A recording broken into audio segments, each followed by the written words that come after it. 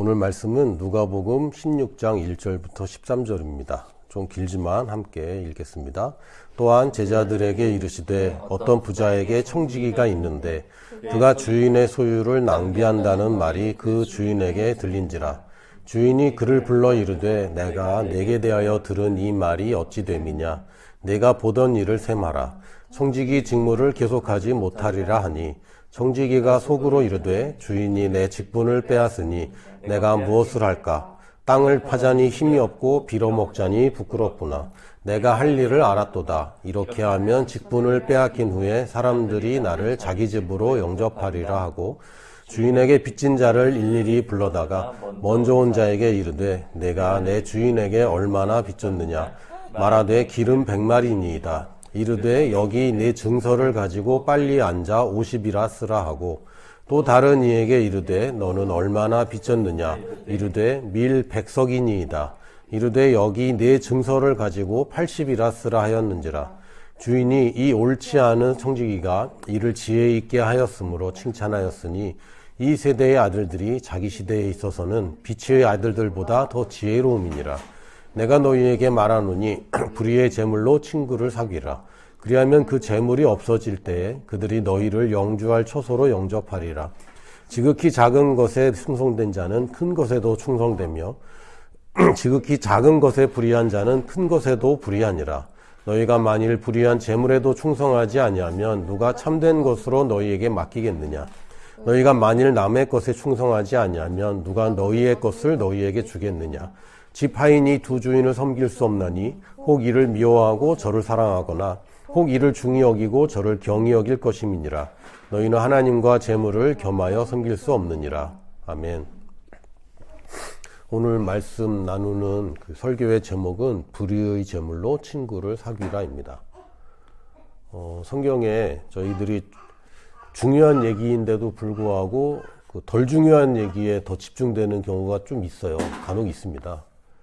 왜냐하면 이제 문화와 세대가 달라졌기 때문에 그 예수님 시대에 하신 말씀이 우리한테 와닿지 않을 때 정작 본질보다 이 격가지로 있는 것들이 우리를 좀 당혹스럽게 할 때가 있는데, 제가 생각하기에 이 불의의 재물, 불의한 청지기 얘기가 사실은 그 중에 한 가지가 아닐까 싶습니다.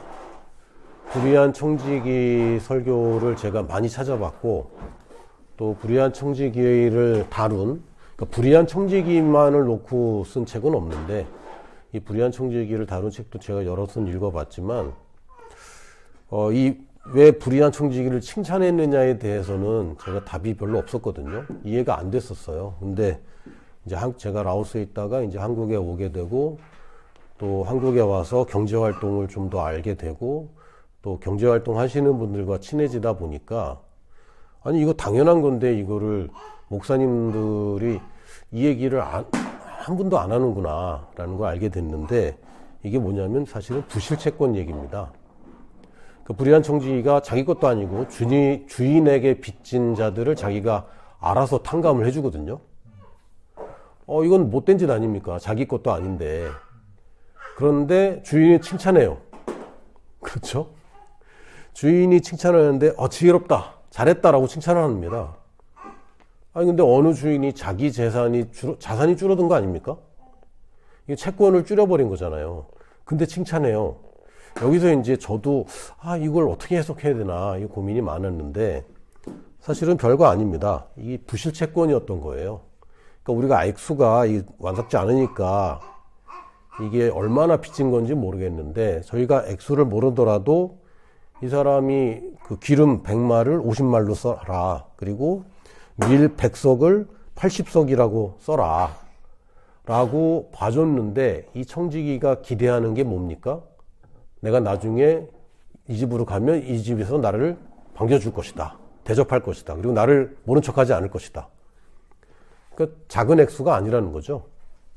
이 빚이 굉장히 컸고, 이 사람이 절반 혹은 20%만 줄여줘도 이 사람들이 나를 대접할 것이라고 기대하는 액수인 겁니다. 근데 누구에게 여러분이 10만 원짜리 빚을 만 원 탕감해 준다고 나중에 내가 찾아왔더니 그때 고마웠다고 막 이러진 않잖아요. 근데 이 사람의 수준은요, 단지 그냥 식사 초대해서 밥 먹는 정도가 아니라 자기가 앞으로 남은 여생을 지금 준비하는 차원에서 이 정도 해주는 거거든요. 그럼 액수가 이거 굉장히 상당하다는 거죠. 그래서 제가 찾아봤어요. 이게 도대체 얼마 정도 되는 돈인가. 그랬는데 기름 100말은 약 1000데나리온. 그러니까 데나리온은 노동자 한 사람이 하루 일당을 1000데나리온이라고 합니다. 그러니까 지금으로 따지면 여러분 하루 일당이 얼마죠? 최소한 10만 원은 넘어가죠, 이제. 그래서 신입사원 월급이 그 최저임금으로 했을 때 약 200만 원이 좀 넘지 않습니까? 그래서 대략적으로 뭐 250에서 300만 원 정도 초봉 받는 사람들이 좀 있다고 볼 때, 1데나리온이 한 10만 원에서 15만 원 정도 이렇게 생각할 수 있을 것 같습니다. 그럼 10만 원이라고만 해도 이 기름 100마리 당시 한 1000데나리온이었대요. 그럼 얼마죠, 이게? 1억이에요. 그 당시에 이 사람이 1억을 빚지고 있었던 거고 1억을 5천만 원으로 깎아준 거예요. 그러니까 사실 5천만 원 준 거나 마찬가지인 거죠. 그리고 밀 백석은 더 큽니다. 2,500데나리온. 그냥 최소한도로 환산을 해도 2억 5천만 원. 이게 얼마나 큰 돈이냐면 예수님이 팔렸잖아요. 예수님이 팔릴 때 노예로 거래되는 30세겔에 팔렸거든요. 그게 120데나리온입니다. 그러니까 한 사람의 생명이 당시 노예가 예수님이 그거밖에 노예의 인생이 그 1200만 원 정도에 거래될 때거든요. 그러니까 이 1000데나리온이라는 120데나리온에 예수님이 팔렸는데 그 옥합을 깬 여자가 그 옥합을 깨고 예수님의 장례식을 준비했잖아요. 그때 제자들이 뭐라 했습니까? 야, 저거 300데나리온 정도로 팔 수 있는데 이런 소리 하잖아요. 이 귀한 걸 깨다니. 근데 사실은 이 기름 100말은 그거보다 3배 이상 되는 가격이고 밀 100석이라면 그것보다도 상당한 굉장히 큰 가격인 겁니다. 그러니까 쉽게 도달하거나 쉽게 이렇게 거래할 수 없는. 근데 상식적으로 이 사람들이 주인한테 1000데나리온을 빌린 게 아니에요. 예전에 얼마를 빌렸는데 이자를 계속 못 내고 계속 쌓여가는 거죠. 원금이 이자가 더해지고 이자가 더해지고. 그러니까 빚이 계속 늘어나는 상황에서 이 부실채권이란 원금이나 이자가 연체되고 있는데 회수가 어렵거나 불확실한 자산을 얘기하는 거고, 이런 부실채권은 어떻게 해야 되죠? 할인을 해줘야 됩니다. 그래서 지금 현재 2025년 10월인가 이 한국에도 세도약 기금이라는 제도가 이제 시작돼서 하여튼 좀 논란이 좀 있습니다. 왜 빚진 거를 정부에서 탕감해 주냐 이런 얘기도 있고, 그러면 빚 갚는 사람만 바보 되는 거 아니냐 이런 얘기도 있고, 이 공정함에 있어서는 굉장히 의문이 듭니다. 그래서 이 방식에 따라서 이것이 누구를 이제 빚을 탕감할 것인가, 요게 문제이지, 사실은 어차피 빚을 못 갚는 사람은 탕감해줘야 돼요. 안 그러면 신용불량자 늘어나고 이 빚을 경감해줘서 갚을 수 있게 해줘야지, 아예 그걸 못 갚게 해주면 이 사람이 어떻게 됩니까? 그 노예로 팔려버려요. 그럼 얼마야? 120데나리온. 1000데나리온인데 이게 그냥 노예 한 사람 팔리면 120데나리온 밖에 안 돼요. 차라리 500데나리온으로 낮춰서 이거를 갚게 해주는 게 주인한테도 이득입니다. 실제로 2009년인가 8년인가 막 그때 외환위기 있었잖아요. 그때 아르헨티나가 그 국가부도 났거든요. 그러니까 일각에서는 야, 이거 아르헨티나 채권을 우리 탕감해줘야 된다라고 학자들은 얘기를 했는데 어느 은행도 그거를 추진을 못했어요. 그 얘기를 하면은 그 얘기한 사람은 엄청 욕먹거든. 그래서 아르헨티나 국가부도가 나와서 아르헨티나 채권 가지고 있던 거 다 휴지가 됐습니다. 근데 그리스는요, 그리스는 2010년에 그랬나? 부도가 날 때, 부도의 위기일 때 은행들이 빚을 줄여줬어요. 20%에서 30% 빚을 줄여줬거든요.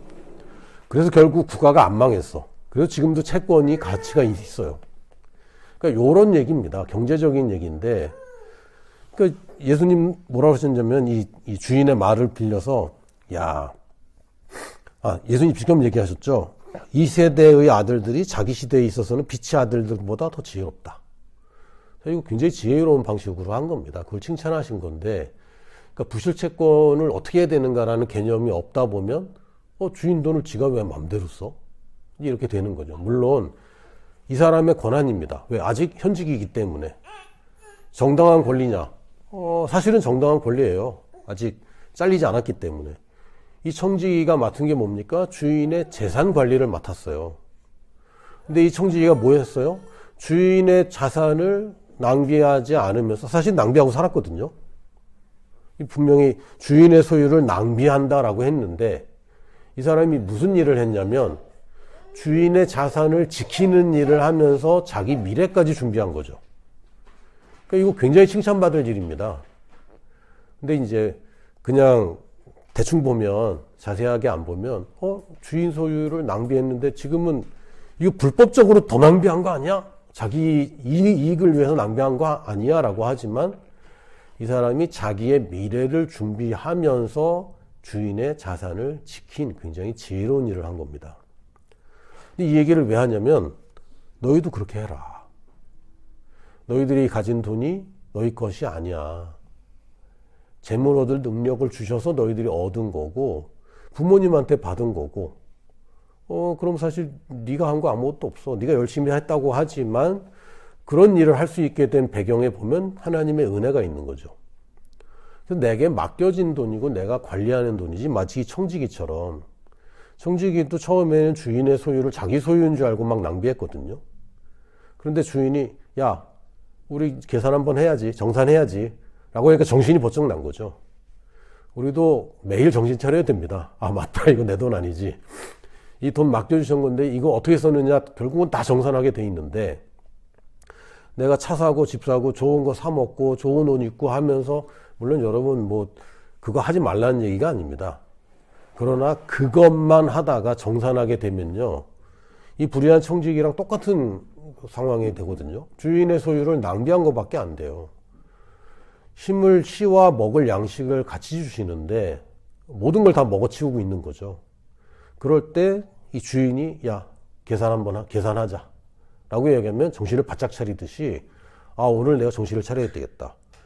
이 불의의 재물은요, 쉽게 얘기하면, 불의의 재물, 돈은 다 불의한가? 실제로 그렇게 볼 수 있습니다. 왜냐하면 돈이라는 것 자체가 내 돈이 아니고 남의 돈이거든요. 남의 돈을 내가 마음대로 하면 그거는 불의한 게 돼요. 여러분이 길 가다가 돈을 줍잖아요. 그것도 사실은 경범죄로 처벌받습니다. 왜? 점유물 이탈죄. 내 것이 아닌데 남의 것을 가지고 이동하면 그 자체가 죄가 돼요. 그래서 어떤 경우에는 아주 악질적인 사람 만나거나 되게 잘못 법이 적용되면 핸드폰 잃어버린 거 찾아주다가 범죄자가 될 수도 있어요. 왜? 이건 내 것이 아니기 때문에. 근데 그런 처벌을 자꾸 하다 보니까 이제 아무도 안 건드리죠. 땅에 떨어진 돈도 주워가는 것 자체가 사실은 적법하지 않습니다. 주인을 찾아줘야 되는데 실제로 주인을 찾을 방법이 없고 소유권을 주장할 수가 없어. 왜? 지폐 자체에는 내 이름도 안 들어있거든. 그러다 보니까 그냥 우리가 돈이라는 것에 주워도 되고 이렇게 하지만 사실은 남의 돈 자체가 불의합니다. 옳지 않아요. 하나님이 주신 재물은 내가 나를 위해서 사용하는 것은 옳지 않습니다. 내 목 이상을 사용하는 것은 옳지 않습니다. 저도 이제 비영리 법인을 운영하고 있긴 하지만, 원래 법인차는요, 법인차를 움직이면 운행 기록부를 작성하게 돼 있어요. 근데 이 법인차를 내 사유의 목적을 위해 사용했다. 이게 불법이에요. 그렇죠? 근데 그런 경우도 꽤 많이 있거든요. 왜? 그걸 묵인하는 거예요. 왜? 이 사람 일 잘하라고. 그런 사소한 것까지 다 갈지는 않는데, 실제로는 내가 운행하는 이 법인차가 나의 사적인 목적을 위해 사용된다면 이건 불법 운행이죠.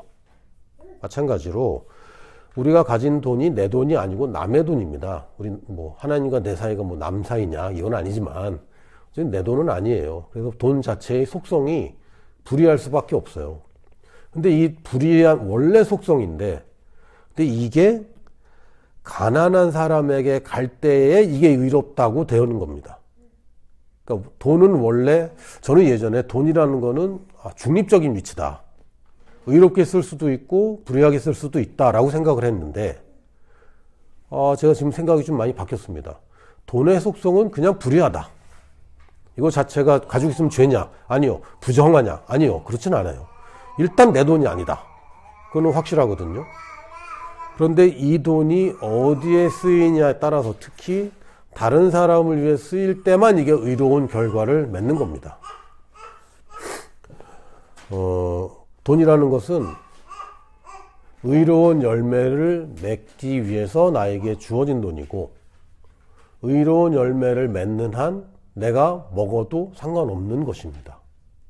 그리고 고린도후서 제가 9장 8절을 굉장히 좋아하긴 하지만 9절과 10절에 9장 10절만 읽어드리면, 심는 자에게 씨와 먹을 양식을 주시는 이가 너희 심을 것을 주사 풍성하게 하시고 너희 의의 열매를 더하게 하시리니.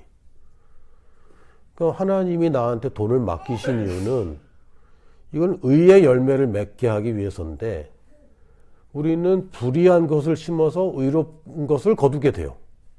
이게 돈의 속성입니다. 돈 자체가 의로워질 수는 없어요. 그런데 이것을 심을 때는 의로운 열매를 맺게 됩니다. 요즘은 뭐 지금 이 시대에는 그런 게 없지만 예전에는요, 이 푸세식 화장실일 때 그 변을 푸는 직업을 가진 분이 있었거든요. 그럼 이제 그냥 얘기하게 똥찌개라는 게 있어요. 봤어요? 못 봤지. 그러니까 세대가 다른데, 저 어릴 때는 이제 수세식 화장실이라는 게 없던 시절이라 집집마다 다 푸세식이 있고, 푸세식은 퍼줘야 돼요, 언젠가는. 근데 이 장대에다가 옆에다 이렇게 양동이 같은 거 2개를 딱 달고 들고 다니는 이분이 이제 다니면서 똥퍼, 뭐 이제 똥퍼, 막 이러면서 다녀요. 그러면 이제 우리 집 와서 똥퍼 달라고 그러면 이제 퍼주는 겁니다. 이런 직업이 있었을 정도로 이 변을 어떻게 처리하기가 어렵잖아요. 근데 이 더럽고 냄새나서 건드리기 싫고 이 똥 푸는 직업이 있는 사람은 굉장히 천대받았어요. 근데 그게 밭에 뿌려지면요, 이게 거름이 돼. 그래서 열매가 안 맺혀. 지금 이 얘기하는 겁니다. 그러니까 돈이라는 거는 기본적으로 불의하지만 이게 심기면 의로운 열매가 나와요. 그러니까 나는 지금 부정한 것을 어디다 쓸까? 어떻게든 의로운 데 쓰려고 애를 써야 되는 거죠. 내가 갖고 있으면 이건 냄새나고 더러워질 뿐입니다. 성경에서는 온화하게 표현하셨어요.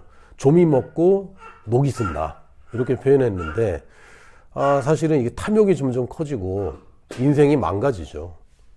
여러분이 저축을 하지 말아라, 적금도 들지 말아라, 주식도 사지 말아라, 아무것도 하지 말아라 라는 얘기가 아닙니다.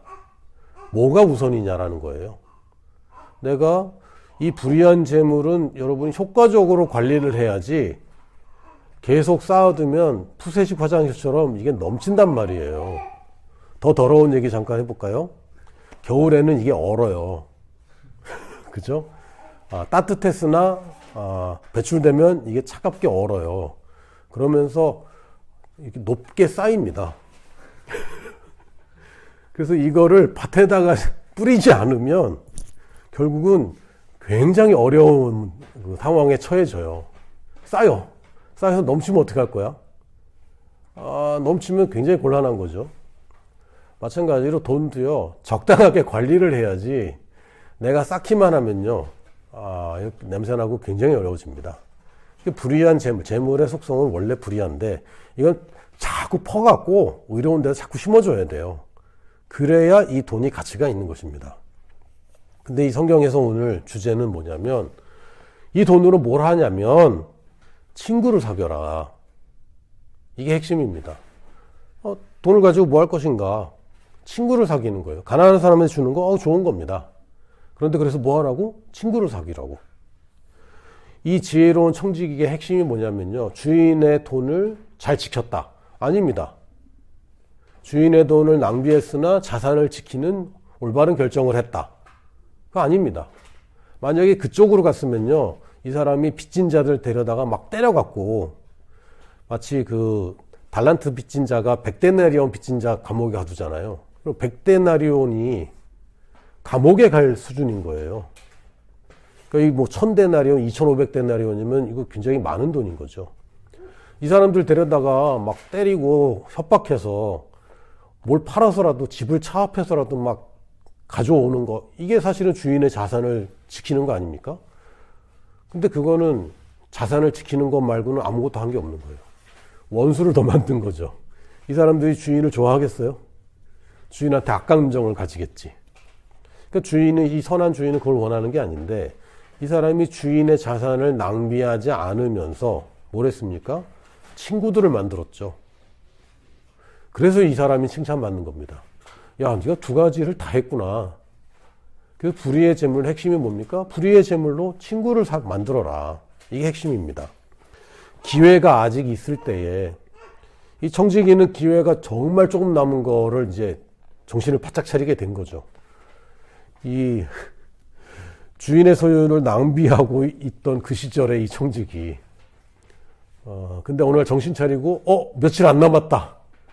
그래서 어떻게 합니까? 일일이 다 부릅니다. 한 사람 한 사람 다 불렀다고 성경에 기록되어 있어요. 일일이 한 사람 한 사람 다 불러. 지금 우리가 이 청지기와 같은 마음을 가질 때입니다. 아직 인생이 많이 남은 것 같고, 아직도 기회가 많이 남은 것 같지만, 여러분, 뭐 금이 오르면은, 살걸. 그렇죠? 코스피 9천, 살걸. 달러 1,500, 살걸. 막 이런단 말이에요. 비트코인 막 올라, 살걸. 기회가 지나간 거죠. 근데 지금 그런 투기의 기회가 아니라 열매 맺을 기회들이 지금 계속 지나가고 있습니다. 그러니까 우리에게 기회가 있을 때, 우리에게 이 돈이 맡겨졌을 때 은혜를 베푸는데, 은혜를 베푸는 게 결국 뭡니까? 이 사람의 무게를 덜어주는 겁니다. 영적으로 본다면 죄가 될 수도 있고요. 재정적으로 본다면 이거는 가난이 되고, 또 이 건강의 측면으로 보면 이 치유가 되겠죠. 그래서 예수님이 하신 일이 뭡니까? 복음을 전하고 가난한 사람들한테 돈도 나눠주셨고, 예수님 구제도 많이 하셨거든요. 그리고 치유해 주시고, 예수님이 하셨던 일이 바로 그겁니다. 이 사람들을 무거운 짐을 덜어주는 거. 수고하고 무거운 짐진 자들아 다 내게로 오라. 내가 너희를 쉬게 하리니 내 짐은 가볍다. 라고 하면서 무게를 없애는 건 없어요. 인생에서. 그런데 그것을 가볍게 해주는 일. 그게 목자가 원하는 일이고, 우리에게 청지기로서 대신하기를 원하는 일입니다. 근데 우리가 복음은 전한다고 하고 사랑한다고 하면서 예수님도 아주 신랄하게 딱 집어서 비판하신 적 있죠. 너 사랑한다고 하면서 헐벗은 사람한테 옷을 안 주면, 그래서 네 몸을 덮게 하라 하면 그게 제정신이냐. 제정신이냐고는 안 하셨지만, 먹을 게 없는 아이에게 말로만 사랑한다 그러고 배부르게 하라고만 얘기를 하면 그게 맞냐? 아니지 않냐. 그래서 우리가 복음을 전한다고 할 때 빵을 주고 복음을 듣게 하는 것, 저는 이건 절대적으로 반대합니다. 왜냐면 이건 복음을 싸구려로 만들고요, 빵에 따라오는 마치 그 사은품처럼 만들어버려요. 복음을 빵으로 꼬셔서 복음 전하는 건, 이건 절대 전 반대합니다. 복음은 복음으로서 가장 가치가 있는 것인데, 복음 전하고 그러고 나서도 배고픈 사람 있으면, 가난한 사람 있으면 나눠줘야 되는 거죠. 그러니까 이 복음 전하는 것과 구제하는 것을 섞어서는 안 됩니다. 근데 이제 그거를 자꾸 하다 보니까 이게 복음의 능력이 자꾸 사라지는데, 예를 들면 사람들을 모을 때 진짜 복음의 능력이, 예수님처럼 복음의 능력이 있다면 예수님이 빵 주고 사람들 모은 적이 한 번도 없어요. 모여있는 사람들이 굶으니까 빵을 주셨지. 안진뱅이가 일어났다. 빵을 왜 줘? 돈을 나눠주면서 모을 필요가 있습니까? 선물 주면서? 아니요. 안진뱅이가 일어났다. 야, 돈 내고 들어와. 그래서 돈 내고 들어온단 말이에요. 접근 방식이 굉장히 이상해졌습니다. 능력을 잃은 복음이 단지 그냥 철학적이고 좋은 일 하라는 그 선한 복음만 남아서, 능력이 없으니까 자꾸 빵 주면서 복음 듣게 하고, 저도 선교지에 선교사 되기 전에 많이 다녀봤는데 전 너무 싫었거든요. 구제를 하면서 복음 전하면서 막 빵을 먼저 주고 빵 받으려면 복음 들어야 된다고 하고, 이런 것들 지금도 그 기독교 대학교에서 채플이 필수잖아요. 이 학교 졸업하려면 채플을 해야 되잖아. 그럼 이걸 듣는 사람들이 억지로 듣다가 예수 믿는 사람이 도대체 몇 명이나 될까, 이 시대에. 기독교에 대한 반감이 더 늘어나는 거 아니냐. 그 예수님도 누구를 억지로 끌고 와서 복음 전한 적이 한 번도 없거든요. 근데 왜 우리는 이러고 있지? 왜? 능력을 잃어버렸기 때문에 능력을 대신하기 위해서 자꾸 다른 걸 합니다. 그래서 지금 이런 빵과 복음이란 말을 저는 굉장히 싫어합니다. 복음은 복음이고 빵은 빵이지 왜 빵과 복음이냐. 그것도 복음이 앞이 아니라 빵이 먼저야. 그래 빵과 복음이란 말 굉장히 싫어하는데 복음과 빵은 별개의 것입니다. 그런데 굶는 사람에게 복음만 전하고 밥을 안 주는 것도 예수님은 비판하셨어요. 이거는 별개이긴 하지만 이거 둘 다 해야 되는 일입니다. 그래서 기회가 있을 때 이 사람들의 무게를 덜어주는 것, 이게 친구를 사귀는 것이고요. 여러분이 친구를 사귈 때 어떻게 합니까? 뭐 차값이라도 내고 또는 뭐 선물이라도 주고 이러면 이제 사람들 마음이 되게 좋아지는 거죠. 그 작은 것에 충성돼야 큰 것에 충성된다라고 얘기하면서 이 작은 것을 불의한 재물이라고 이렇게 이 세 가지 상황을 딱 비유를 딱 하셨어요. 세 문장에서 작은 것에 충성된 사람은 큰 것에 충성되고 작은 것에 충성되지 않은 사람은 큰 것에 충성되지 않다. 불의한 재물에 충성된 사람에게 참된 것을 맡기신다. 남의 것에 충성돼야 너희 것을 가질 수 있다. 이렇게 말씀하셨어요. 작은 것, 불의한 재물, 남의 것에 충성하는 건 이게 사실 돈 얘기입니다. 돈 얘기가 작은 거라고 성경에서는 얘기해요. 근데 우리한테 돈 얘기가 제일 크잖아. 착각하는 거죠. 자기 거라고 생각하니까 착각하는 거죠. 자기 거라고 생각 안 하면요, 마음이 굉장히 편해집니다. 예를 들면 제가 지난번에 장학금 5명을 주면서 사단법인 런투기부에서 장학금을 주면서 100만 원씩 줬어요. 그래서 50만 원은 전달식 하면서 현금으로 지급을 했고 나머지 50만 원은 한 번 더 나랑 개인적으로 만나자. 그래서 그때 내가 이체를 해주겠다. 장학금만 주고 끝나는 게 아니라 이 사람의 인생을 돕고 싶거든요. 그래서 한 사람 한 사람 제가 다 1대1로 만나서 점심 식사 또는 저녁 식사를 했고요. 만나러 전주까지 갔다 왔습니다. 그래서 전주 가서 국밥 같이 먹고 오긴 했는데, 근데 한 친구가 너희들이 먹고 싶은 걸 정하고 식당을 골라서 나한테 얘기만 해달라. 그랬는데 한 친구가 식당을 정해서 줬는데 좀 센데? 뭐 한 끼에 한 25,000원 넘는 그거를 이제 추천을 한 거죠. 한편으로는 저는 한 끼에 25,000원, 저는 누가 사줘도 한 끼에 막 25,000원 되고 막 그런 거 싫거든요. 어차피 뭐 대단한 거 없는데 그냥 일반적인 거 비싸야 15,000원 정도? 이 정도 만족하는, 누가 대접해준다 해도 저는 비싼 거 그렇게 좋아하지 않아요. 근데 25,000원짜리 올리니까 얘가 나를 기회를 삼고 이렇게 하나라는 생각이 살짝 들긴 했지만 그 다음 생각이 뭐냐면요, 어차피 내 돈 아닌데 뭐 어차피 법인 돈인데 이거라고 사람들이 후원해 준 건데. 지난번에 제가 오사카 갔을 때 6명이랑 같이 여행을 했잖아요. 사실은 저희 재정을 탁탁 털어서 간 겁니다. 탁탁 털어서 가서 사실은 재정이 거의 없을 때까지 저희가 이제 그렇게 해서 갔거든요. 좀 모자라진 않았지만. 근데 저랑 오래 알고 지낸 한 성도 한 분이 이제 100만 원을 딱 보낸 거예요. 그러면서 뭐라고 저한테 보내냐면 애들 맛있는 거 사주세요. 그러니까 우리 단체를 후원하시는 분들의 마음은 25,000원 사줄 수 있는데 만원짜리 사주는 거 원하는 게 아니에요. 이분들은.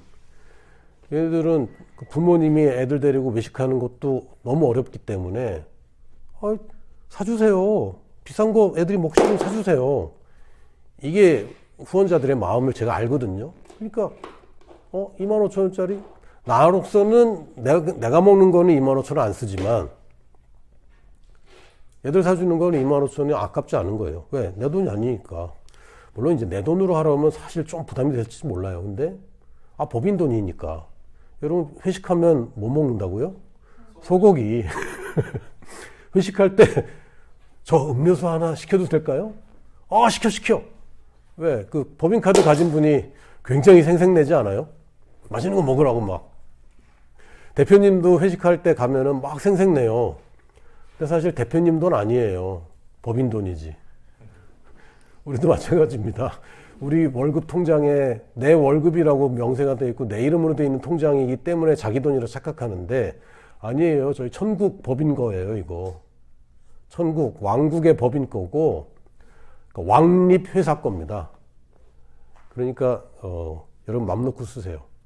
다른 사람을 위해서 특히 사람들의 무게를 덜어주는 것은 잘 쓰시고 이걸로 작은 것, 이 돈이 작은 것이고 돈이 불이한 재물이고 돈을 아끼는 것은 남의 거에 충성하고 있는 이상한 거죠. 근데 이거를 잘 쓴다면 하나님이 큰 것을 맡기신다고 그랬고요. 근데 돈이 작고 큰 거는 뭘까? 쉽게 얘기하면 돈으로 살 수 있는 거는 작은 겁니다. 돈으로 못 사는 것이 큰 것이죠.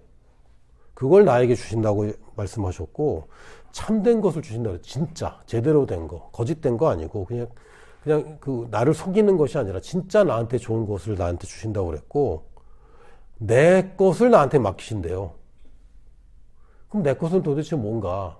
이거 아주 간단하게 얘기하면 됩니다. 이 땅에서 내가 지금 쥐고 있는 거 다 두고 갑니다.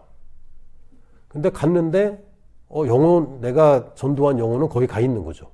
그건 내 거예요. 나의 상이 보장되어 있는 것입니다.